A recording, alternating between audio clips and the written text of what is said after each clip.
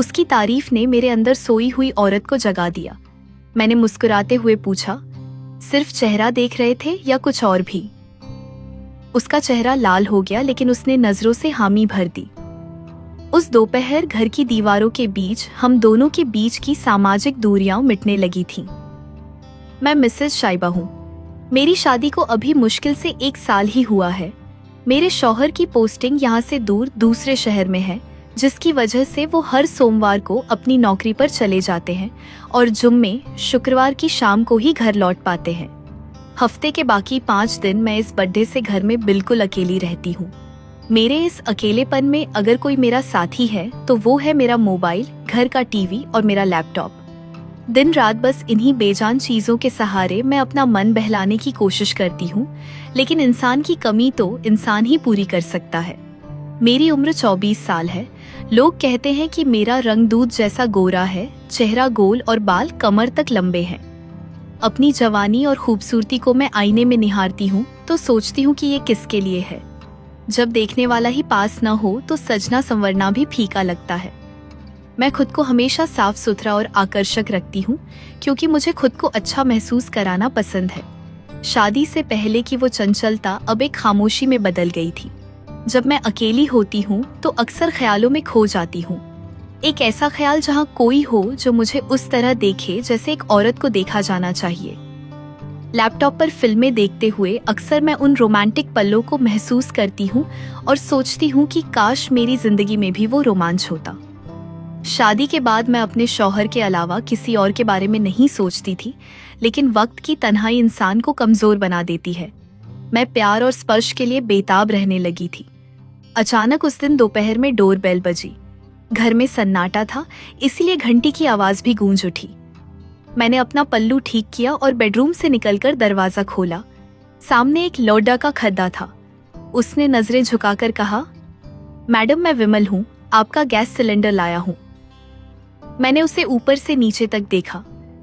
करीब 28 से 30 साल का वो लाडिका, गोरा चिट्टा और गठीला बदन, उसकी बाहों पर मेहनत की लकीरें थीं और चेहरे पर पसीने की बूंदें चमक रही थीं। एक ही नजर में वो मुझे भा गया। मेरे दिल की धड़कन थोड़ी तेज हो गई, जैसे बरसों से शांत पद्धे पानी में किसी ने पत्थर फेंक दिया हो। मैंने खुद को संभालते हुए कहा, अच्छा, इसे किचन में रख दो। उसने सिलेंडर कंधे पर उठाया और अंदर आ गया। जब वो किचन में सिलेंडर रख रहा था, मैं दरवाजे पर खड़े उसे देख रही थी। उसकी हरकतें बहुत सधी हुई थीं। फिर जब मैं पुराना खाली सिलेंडर झुककर निकालने लगी तो मुझे महसूस हुआ कि उसकी नजरें मुझ पर टिकी हैं। एक औरत की छठी इंद्री, सिक्स्थ सेंस, बहुत तेज होती है। उसे पता चल जाता है कि कोई उसे किस नजर से देख रहा है। उसने झट से कहा, रहने दो मैडम, आप मत उठाओ, भारी है, मैं निकाल लूंगा। उसने सिलेंडर तो निकाल लिया, लेकिन उसकी नजरें मेरे चेहरे और मेरे बदन से हट नहीं रही थीं। एक अजीब सी कशिश थी उस पल में। आखिरकार उससे रहा नहीं गया और वो बोल पड़ा, मैडम बुरा न माने तो एक बात कहूँ, आप बहुत खूबसूरत लग रही हैं। उसकी आवाज में एक कंपन था, जैसे वो ये बात कहने से डर रहा हो। मैंने हल्का सा मुस्कुराते हुए उसकी आंखों में देखा और पूछा, अच्छा, लाइन मार रहे हो क्या? वो थोड़ा घबरा गया। नहीं नहीं मैडम, सच में आप बहुत अच्छी लग रही हैं। वैसे लाइन मारने की मेरी हिम्मत कहाँ, आप कहाँ और मैं कहाँ? मैंने उसकी आंखों में झांकते हुए कहा, क्यों, हिम्मत क्यों नहीं है? अच्छे खासे मर्द हो, जवान हो, हिम्मत तो होनी चाहिए। वो फीकी हंसी हंसा। हिम्मत करने से क्या होगा मैडम, कुछ हासिल तो होगा नहीं, बस दिल मसोस कर रह जाऊंगा। मैंने अपने अंदाज में थोड़ी नरमी लाते हुए कहा, किस्मत और मौका उन्हीं को मिलता है जो हिम्मत करते हैं। मेरी इस बात ने जैसे उसे एक इशारा दे दिया। उसने एक कदम आगे बढ़ाया और बोला, मैडम अगर आप नाराज ना हो तो मेरा मन कर रहा है कि मैं आपसे बात करूं, आपके पास 2 पल रुकूं। मैं समझ रही थी कि बात अब सिर्फ सिलेंडर की नहीं रह गई थी।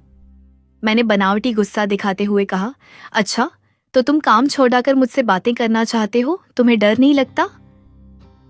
वो थोड़ा सकपका गया, सॉरी मैडम, गलती हो गई, बस आपको देखकर अच्छा लगा तो कह दिया, मैं चलता हूँ। वो पलटने ही वाला था कि मैंने उसे रोक लिया। मेरा अकेलापन आज मुझसे जीत गया था।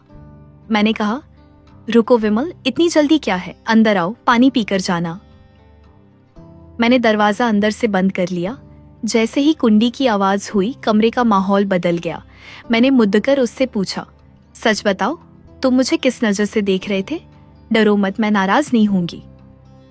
उसने अपनी बेबाकी से जवाब दिया, मैडम, मैं आपकी खूबसूरती देख रहा था, आप किसी हीरोइन से कम नहीं लगती।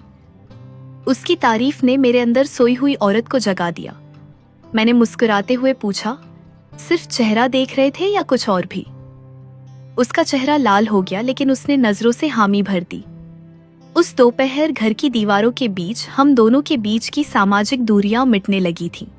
मैंने उसकी झिझक तोड़ने के लिए उसका हाथ पकड़ा। उसका हाथ सख्त और गर्म था।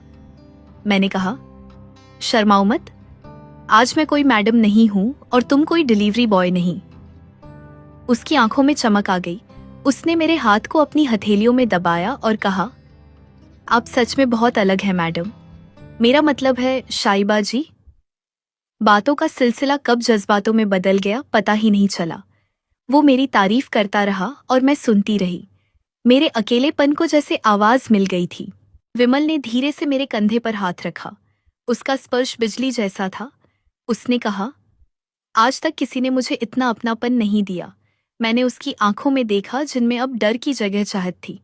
मैंने कहा, तो अब तुम मुझे वो महसूस कराओ जो मैं महीनों से महसूस नहीं कर पाई। उस दोपहर हमने वक्त की परवाह नहीं की। विमल जो पहले इतना डरा हुआ था, अब पूरे आत्मविश्वास के साथ मेरे करीब था। उसकी बातें, उसका स्पर्श और उसकी मौजूदगी ने मुझे ये एहसास दिलाया कि मैं अभी भी जिंदा हूँ। उसने मुझे वो सम्मान और वो प्यार दिया जिसके लिए मैं तरस रही थी। वो मेरे लिए सिर्फ एक लड़डच का नहीं था, बल्कि उस पल के लिए मेरा हमसफर बन गया था। उसकी बाहों में मुझे वो सुकून मिला जो बद्दी बद्दी दौलत भी नहीं खरीद सकती थी। हम दोनों अपनी दुनिया में खो गए थे, जहां कोई सही गलत नहीं था, बस दो प्यासे दिल थे। काफी देर बाद जब शाम होने को आई, हम दोनों एक सुकून भरी थकान के साथ बैठे थे। जाते वक्त विमल ने मेरी तरफ देखा और कहा, भाभी, आज का दिन मैं जिंदगी भर नहीं भूलूंगा। मैंने मुस्कुराते हुए कहा, विमल, भूलना तो मैं भी नहीं चाहती। कल फिर आना, शायद फिर किसी चीज की जरूरत पड़ डट जाए। वो समझ गया। उसने अपनी साइकिल उठाई और जाते हुए मुद्दकर देखा। कल जरूर आऊंगा भाभी। मैं दरवाजे पर खड़ी उसे तब तक देखती रही जब तक वो गली के मोड़ से ओझल नहीं हो गया। उस दिन मैंने जाना कि कभी कभी एक अजनबी भी आपके दिल के खालीपन को इस तरह भर सकता है जैसा कोई अपना भी नहीं कर पाता। दरवाजा बंद करके जब मैं अंदर आई तो घर अब मुझे काटने को नहीं दौड़ डर रहा था।